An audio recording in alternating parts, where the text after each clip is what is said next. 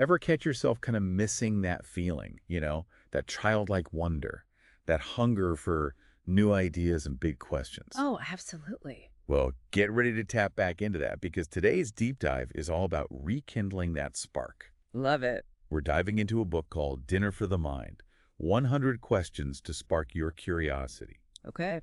And it's not just a catchy title.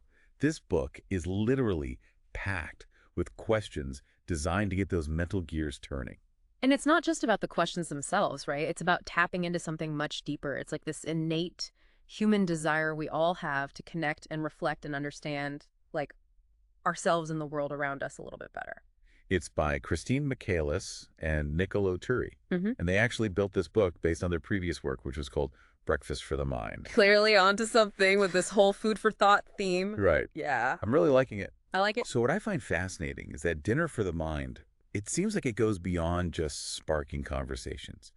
Like these questions almost act as these little doorways to self-discovery, Yeah. helping us uncover maybe hidden beliefs or dreams, or even just like a few surprises along the way. Totally.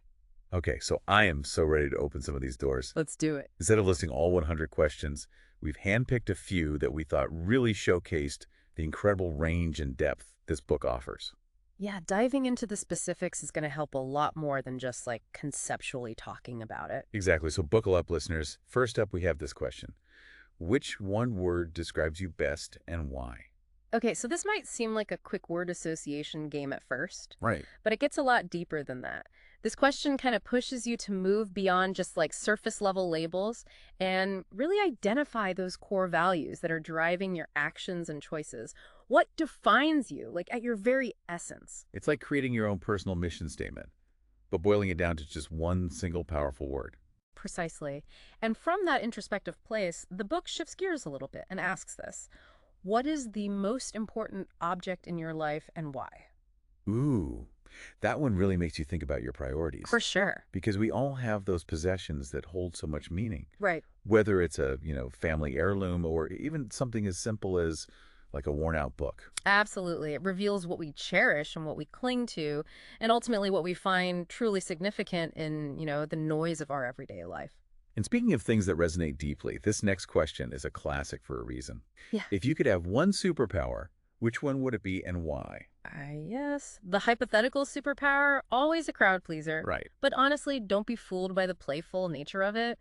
This question offers such a fascinating glimpse into our deepest desires, maybe even our values, and even sometimes our fears. Like, what aspects of ourselves do we wish we could, like, amplify or maybe even change? It's like holding up a mirror to our subconscious aspirations. Yeah. And speaking of self-reflection, this next question is sure to hit home for a lot of people.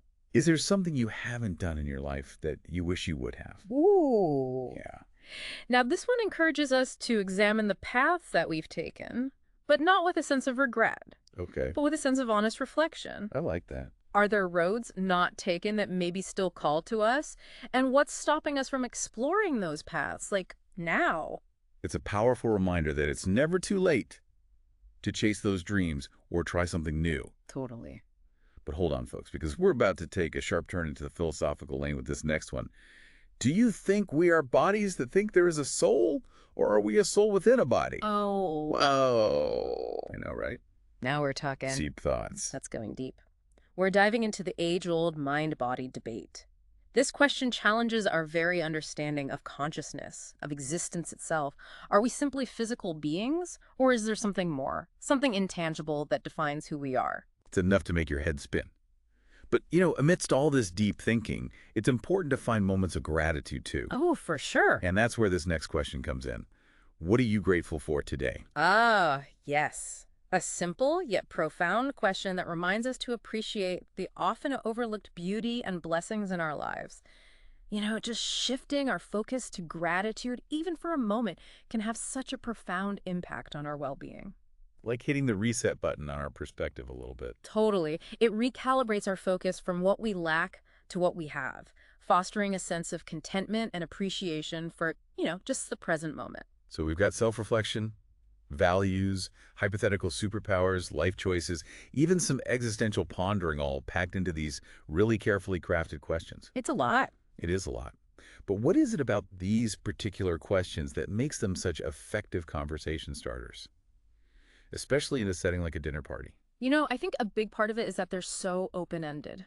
These questions, they kind of create this safe space to have some really genuine exploration and allow for a lot of different perspectives. And there's no judgment, Yeah. no right or wrong answers, Hmm. just this shared joy of diving into these like universal human experiences together. And that's what makes a dinner party, I think, such a perfect setting to explore these questions, right? It's about connecting with people you care about on a deeper level, Totally. sharing stories, maybe even challenging each other's perspectives a little bit in a safe space. Exactly. Like going beyond the small talk Right. and getting into conversations that really matter. Yeah, And I think what I love so much about these questions too is that they spark just as much introspection as they do like lively debate. absolutely. Yeah. Like you and I could have completely different answers to the same question. Oh, yeah. And that's where the magic happens, right? Totally. It's in unpacking those differences Yeah. and learning from each other's unique perspectives. And I think, it's about recognizing that we all approach life with our own set of experiences and beliefs, and that diversity of thought is something to be like celebrated, not feared. It's like each question is this tiny little crack in the surface of like our everyday thinking. Okay. And it just reveals these hidden depths of curiosity and connection. I love that. And here's the thing. I think these questions have like a reread quality to them. Oh, yeah. You can revisit them at different points in your life, Totally. and they'll likely spark new insights each time. Absolutely, because as we grow and evolve, so do our responses to these like thought-provoking inquiries, right? Right. Like what might have resonated really deeply with us a year ago might hold a completely different meaning today. For sure. Yeah, It's a testament to the enduring power of curiosity itself. totally. It keeps us engaged with the world Yes. and open to new possibilities no matter where we are in our journeys.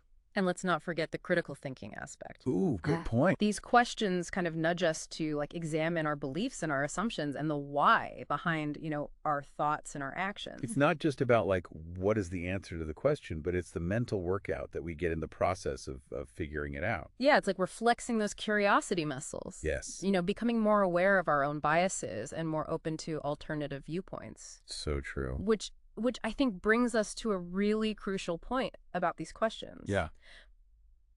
They have a life far beyond just the dinner table. Oh, absolutely. They're incredibly versatile tools for self-discovery and for connection and for growth in like all areas of life. I love that. Imagine the possibilities. Right. Journaling prompts for some serious self-reflection. Yes. Team building exercises that foster deeper connections between colleagues, or even just like those everyday conversations with friends and family that take on a whole new level of meaning. Yeah, I love that. And, that actually reminds me of, speaking of taking things to a whole new level, there's one particular question from the book that I feel like perfectly encapsulates this idea of like pushing past our comfort zones and embracing the unknown. Ooh, okay, which one are you thinking of? It's deceptively simple, but incredibly powerful. What questions are you not asking yourself? Ooh, wow, that's a powerful one. Right? Yeah, it's like holding up a mirror to our blind spots, challenging us to confront those areas where we might be, limiting our own growth without even realizing it. Totally. Because sometimes the most important questions are the ones that like we're most afraid to ask, both of ourselves and of like others. Yeah. They force us to confront our assumptions, challenge those perspectives, and like embrace the discomfort of not knowing. Yeah, because let's face it, growth rarely happens in our comfort zones. Oh, yeah. It's about leaning into those moments of uncertainty and being open to the possibility that we might not have all the answers. Yeah, it's like that saying, the only true wisdom is in knowing you know nothing. Right. It's about embracing that sense of wonder and approaching life like it's this continuous journey of discovery.